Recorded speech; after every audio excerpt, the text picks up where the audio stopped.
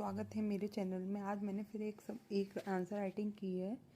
मैं आपको उसके बारे में थोड़ा बताऊंगी। ये डाउन टू अर्थ जो मैगज़ीन आती है उसका आर्टिकल्स है, उसके ऊपर ये क्वेश्चन बना हुआ है।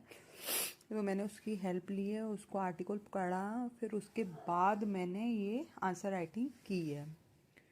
Discuss the contemporary relevance of Sanskrit and major needed to promote it as a living intellectual tradition।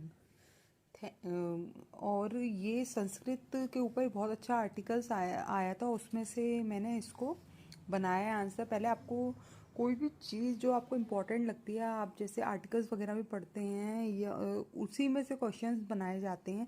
ये मुझे बहुत इंपॉर्टेंट लगा आर्टिकल, मेरे को लगा इसमें से क्वेश्चन बन सकता है, तो मैंने पहले ही संस्कृत के बारे में कि पूरा लिखा है। संस्कृत जैसे हमारे मतलब मिलीनियम ईयर से पहले सबसे फर्स्ट लैंग्वेज वही है, और जितने भी हमारे बड़े बड़े जो ग्रंथ वगैरह हैं वो सब संस्कृत में लिखे गए हैं। तो मैंने उसके बारे में थोड़ा थोड़ा लिखा है। ये सब आपको अपनी लैंग्वेज में खुद करना है, कोई आपको आंसर राइटिंग नहीं सिखा सकता, हमें अपनी आंसर राइटिंग खुद ही करनी होगी।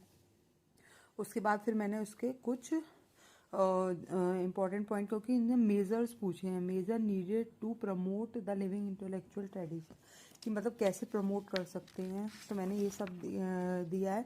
और जो आपके इम्पॉर्टेंट पॉइंट लगते हैं, आप चाहते हैं कि जो एग्जामिनर उसे पढ़े, आप उसे अंडरलाइन कर सकते हैं। जैसे मैंने ये लाइन को अंडरलाइन करा है कि Sanskrit Bharatiya movement promote spoken Sanskrit attracting interest from Kerala to California.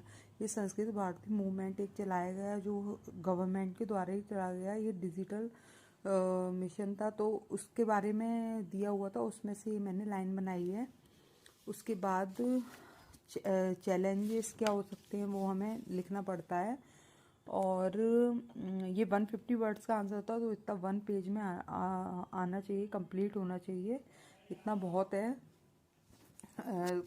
उसी हिसाब से आपको आंसर लिखना है, जिस हिसाब से आपको वर्ड लिमिट दी गई है, और आपको उतना ही स्पेस भी उतना ही मिलता है। एग्ज़ाम की जो कॉपी होती है, अगर किसी ने मेंस दिया होगा वो समझ सकता है कि जो कॉपी होती है उसमें उतना ही स्पेस होता है, आप उतना ही बड़ा आंसर लिख सकते हैं। आपका आंसर अगर बड़ा, अगर उतने में ही आपने पॉइंट कंप्लीट कर लिए तो ठीक है, और नहीं कर पाए तो फिर आपका आंसर छूटता है, और फिर अट्रैक्टिव भी नहीं लगता। पॉइंट्स में लिखें जितना हो सकता है।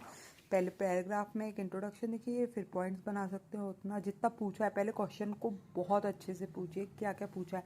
Discuss the contemporary relevance of Sanskrit, क्या कॉन्टेम्प्रेरी रेलिवेंस है संस्कृत के, और उसके बाद कौन से